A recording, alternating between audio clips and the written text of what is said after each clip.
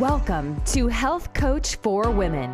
Intentional living for more happiness and fulfillment in your everyday life with your host, Marsha Roopchand-Walker. Join Marsha as she shares her own personal wellness journey, as well as stories from our guests that will enlighten and inspire you to move towards better health and happiness. Now, here's your host, Marsha Roopchand-Walker.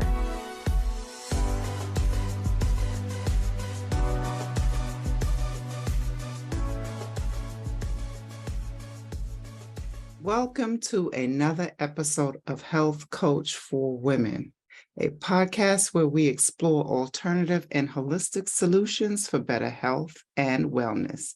And I am your host, Marsha. Thank you so much for joining me today.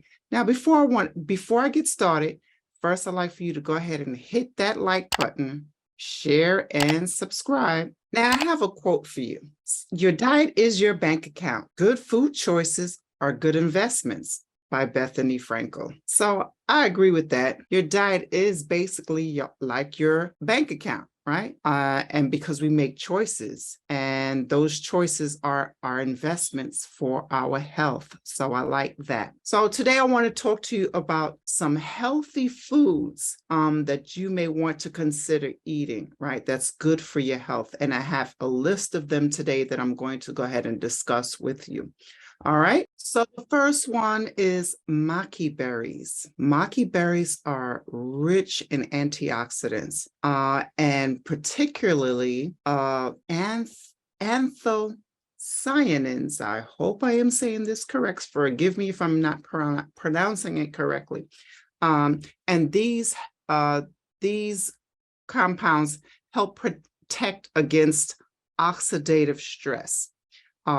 It reduces inflammation as well as support for cardiac health. Now, this particular fruit can be found in South America, and it says that it may also help with blood sugar, maintaining blood sugar levels, and improving the overall immune function. So, maki berries is something you may want to consider to adding to your smoothies. Right. And so the next one that I want to talk about is the shiitake mushrooms. Now, shiitake mushrooms, I particularly love mushrooms, but I know that Dr. Sebi said not to use shiitake mushrooms, right? And so that it would be a personal choice. Now, for me, I've actually tried shiitake mushrooms and they actually taste wonderful, but they also have some health benefits that I want to discuss. So I'm not sure on his reasons why he say not shiitake mushrooms. I'm not really sure. I was trying to think if there was another one that he mentioned also, but this one particularly that I can remember that he mentioned. They are a good source of B vitamins, minerals, as well as dietary fiber. They contain compounds such as lentinin, which may boost the immune system and have anti-cancer properties. Mushrooms overall are very good for you. They're healthy, are very good for you, and do have some health benefits, as well as lowering your cholesterol levels. All right, and so that is the shiitake mushrooms. I will be mentioning another one as we go on throughout the list. What is another one? Another one is called cordyceps. Now, have anyone heard of cordyceps? Now, these, again, this is another mushroom. That's why I said mushrooms are good for you. So on this list here, I have, I think, about three types of mushrooms. Okay, so cordyceps, these are a type of mushrooms that have been traditionally used in Chinese medicine, and they are believed to enhance energy, stamina, and athletic performance. They have been known to provide anti-inflammatory effects and contain antioxidants and immune strengthening properties. So that is the cordyceps mushrooms. All right. The next one is flax seeds. How many of you put flax seeds into your smoothies? Flax seeds are a great source of omega-3 fatty acids, right? And so we know that we need to consume more fatty 3 than the omega-6s, right? And so what happens when we eat more omega-6s, which we find in a lot of foods today, it causes inflammation, right? So it causes inflammation. So you want to have more omega-3 fatty acids, then you consume more omega-6, all right? And the flax seeds contains fiber. So this is a source of protein, okay? Flax seeds is a source of protein. And they may help lower your cholesterol levels, just as I mentioned with the maca berries, all right? And so, and they may help also with digestive health, as well as hormone balancing properties, all right? As well as hormone balancing properties.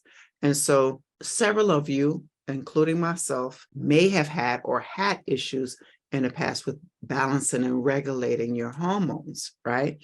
And so flax seeds, it may be something you may want to add to your cereal, put in your smoothie. You know, if you can find it, there's some that's already grinded up already that you can buy. Whole Foods sells them. You can get them out of Whole Foods, and they're already packaged for you. Organic, of course, you want to find everything that's pretty much organic. And so the next one I have for you is chia seeds, another protein. Chia seeds is packed with fiber as well as omega-3 fatty acids. Of course, they contain antioxidants, which is what we need, right, to prevent the oxidative stress, which is a no-no, which we don't want. And chia seeds are also known for their potential to increase satiety and aid in weight management, okay? So it is good for that. So the chia seeds help you to maintain feeling full, okay? It helps you to maintain your fullness and that which can help you with not overeating, right? So you may want to consider chia seeds, maybe adding that to your fruit, topping it off with your ice on top of your yolk, adding it in your yogurt, or if you eat ice cream, adding it in some form of way, adding it to like a topping, or even adding it to your smoothie, right? So that is chia seeds. Now, the next one that I want to talk about, spinach. Spinach. How many of you love spinach? I love spinach. And so with spinach, of course, it's a nice leafy green. And it's nutrient dense. It's full of nutrients. It is also an antioxidant and anti-inflammatory, and it contributes to eye health. Okay, so I didn't even know that it contributes to eye health, supports bone health, and can help regulate blood pressure. Okay, this is spinach. It does contain vitamins A, C, and K. All right. And so spinach, if you don't like spinach, I can eat spinach. You can add the baby spinach, putting it in your salad, or even just the regular spinach, right? But I like baby spinach. I like all spinach. So putting the spinach and having it in your salad with your romaine lettuce, right? Because we know the iceberg lettuce has no nutrient value. There's no nutritional value with it, right? And so having some spinach, you can saute some spinach with mushrooms and onions. Delicious. Okay, so oats. Oats is another good source of dietary fiber, and it contains the beta-glucan, which is a type of soluble fiber, which is known to helping lowering cholesterol. They provide energy, support for digestive health, and can stabilize blood sugar levels as well. And contains, of course, various vitamins and minerals. So that is oats. So if you like oatmeal, try having some oatmeal in the morning, adding your favorite fruits, maybe some apples or blueberries. I don't eat a lot of oatmeal. I will say that I don't eat a lot of oatmeal. I'm not a fan of it too much, but I will have it occasionally. And when I do enjoy adding some cinnamon to the oatmeal, as well as blueberries. But if I'm out of cinnamon, I definitely will add my blueberries because I love blueberries. And I don't have blueberries on the list this time, but blueberries is another good one. All right, blueberries is full of antioxidants. I love blueberries. Okay, but chlorella is the next one. Chlorella is a type of freshwater algae, and it's packed with nutrients, vitamins, and minerals. All right, and this helps with the immune function as well as healthy digestion and to help regulate cholesterol levels. Now, so far, several of these foods that I've listed are great for lowering your cholesterol. And so this is great for heart health. These foods are great for heart health because so far, many of them are great for lowering your cholesterol levels. Now, the next one I want to mention to you is moringa leaves, right?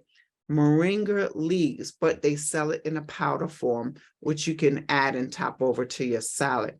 Moringa leaves are very, very nutritious, and they contain vitamins A, C, and E, great antioxidant, and it's believed to have anti-inflammatory effects, supports brain health, okay, supports brain health and boosts the immune system.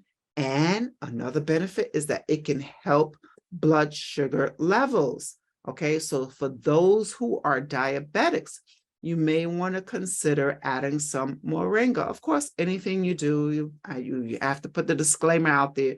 Please consult with your physician, right? But the moringa is another one that helps blood sugar levels.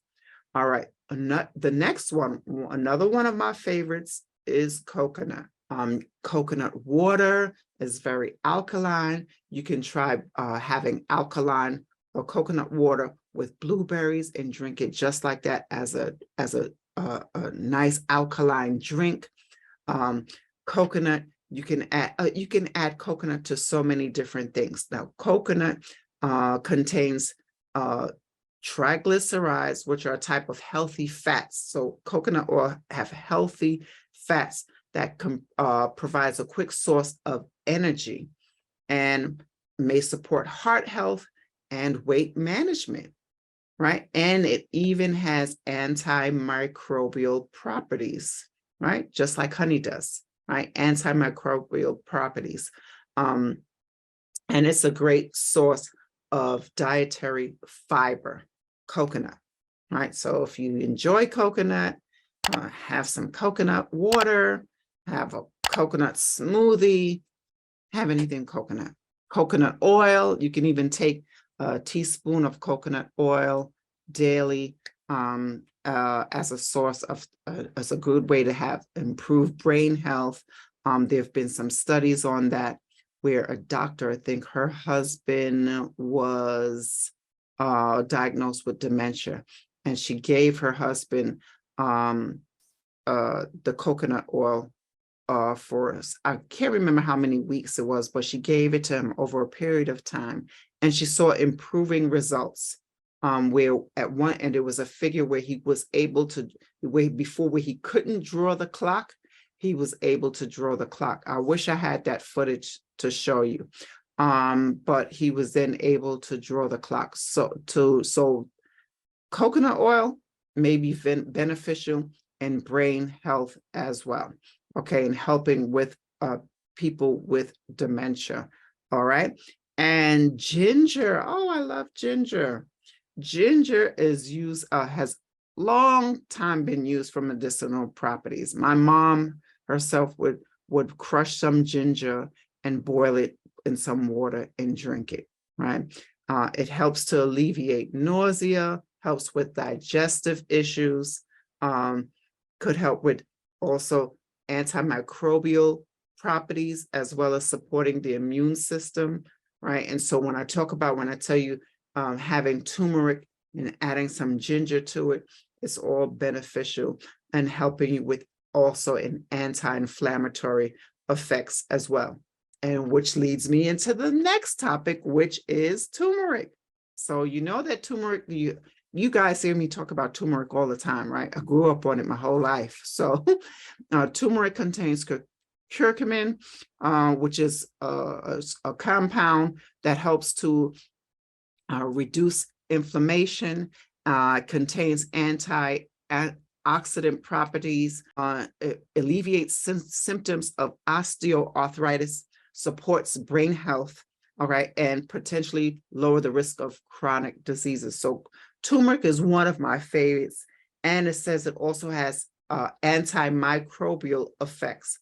And I usually have my tea, and with my tea, I always add like a little half of a teaspoon of some turmeric in there and my black pepper, and I can drink it just like that.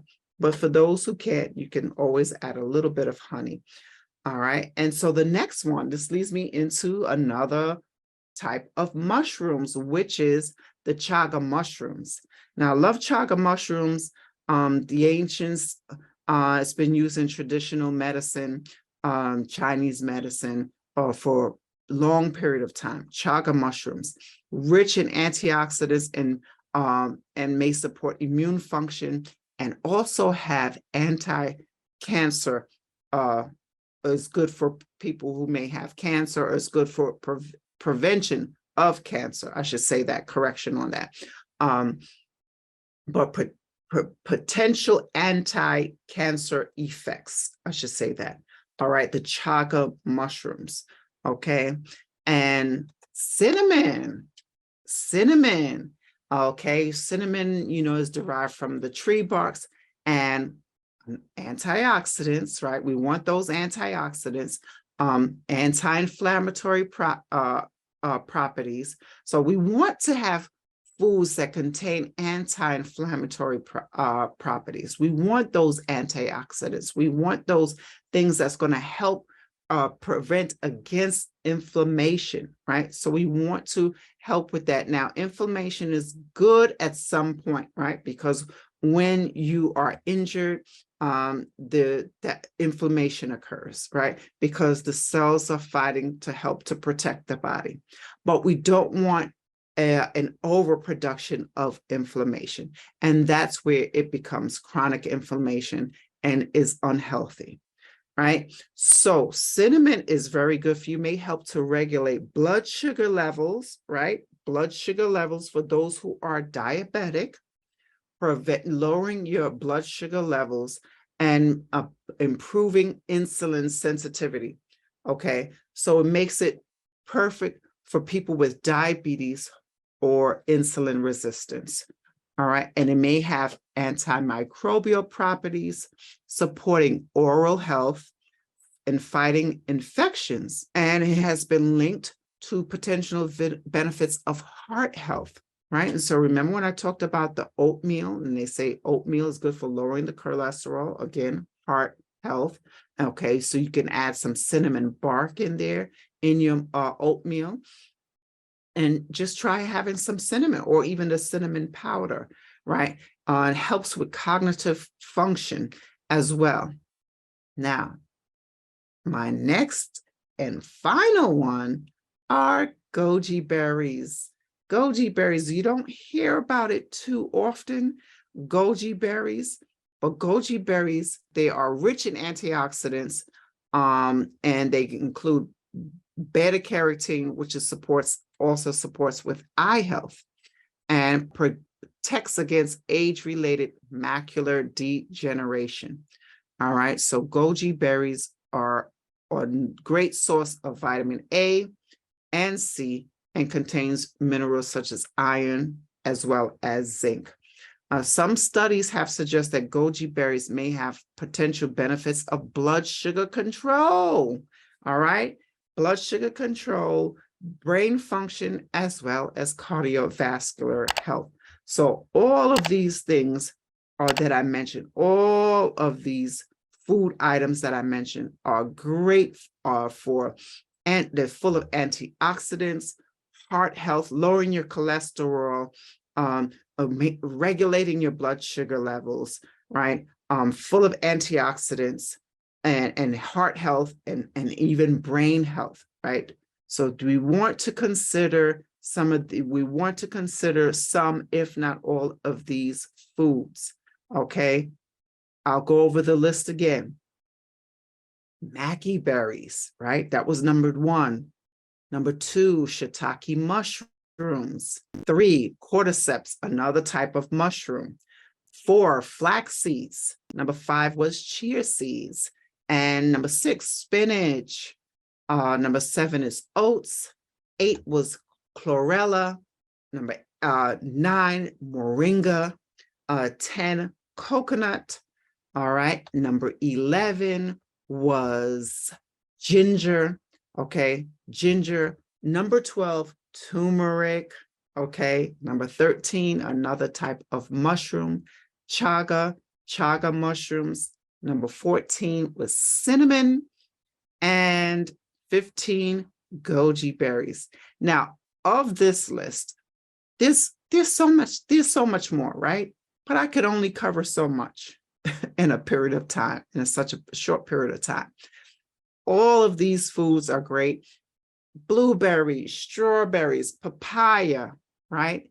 So if you want to talk about your proteolytic enzymes, your papaya, papain, right, which is in a papaya, rutin, which is in apples.